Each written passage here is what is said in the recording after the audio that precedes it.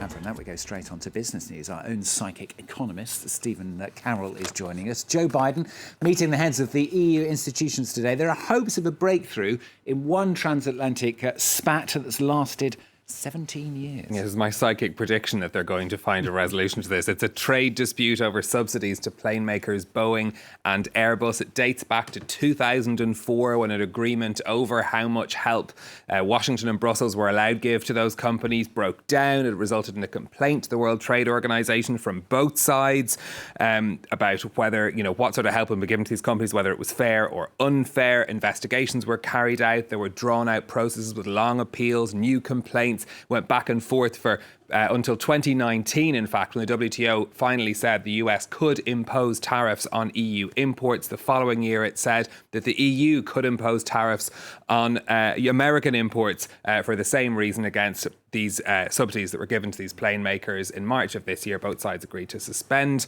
these tariffs as they continued talks, and there are reports that we are on the cusp of a deal as Joe Biden is in Brussels. We never know. What are the stakes, Stephen? The numbers involved in this are pretty big. If we look at what the tariffs did apply to before they were suspended, the US had tariffs on $7.5 billion worth of EU imports. The EU had tariffs on $4 billion of American imports. The goods involved were aircraft parts, but also French wines, cheeses, spirits, that sort of thing.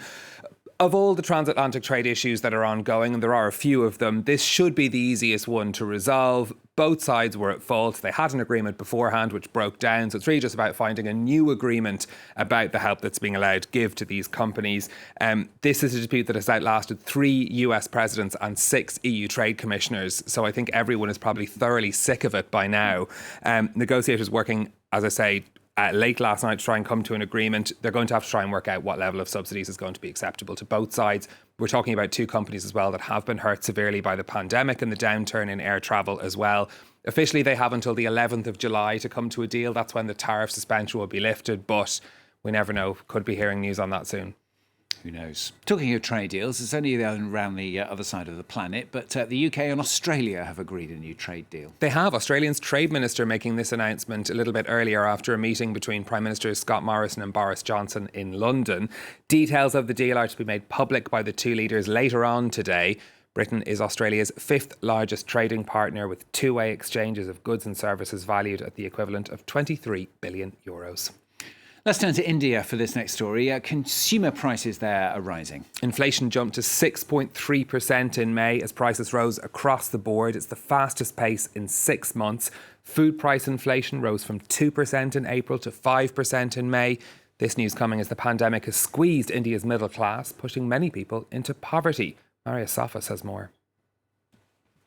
Before the arrival of COVID-19 in India, business was thriving for Bijender and Kanika Gautam, with their 100-member gym making enough revenue for them to rent their 2-storey space and pay 5 trainers.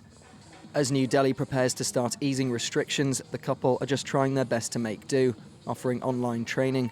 But they're struggling to pay rent and their children's school fees. Earlier, we didn't have to think twice about spending when we went to the market with our children or went out to eat on a Saturday night.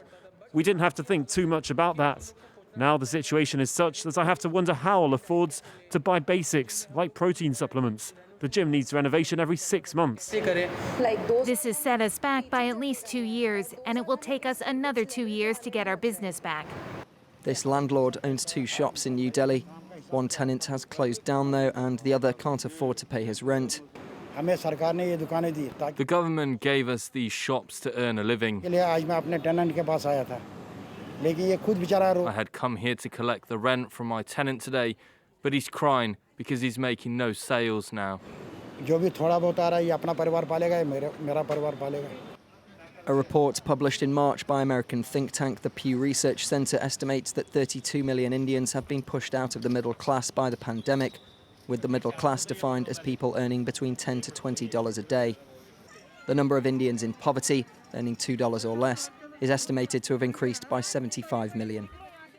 Quick look at what's happening on the markets for you next. European shares starting the day generally up. Technology shares among those seeing gains. That comes after the Nasdaq on Wall Street closed at a record high on Monday. Frankfurt stocks up by 0.5%.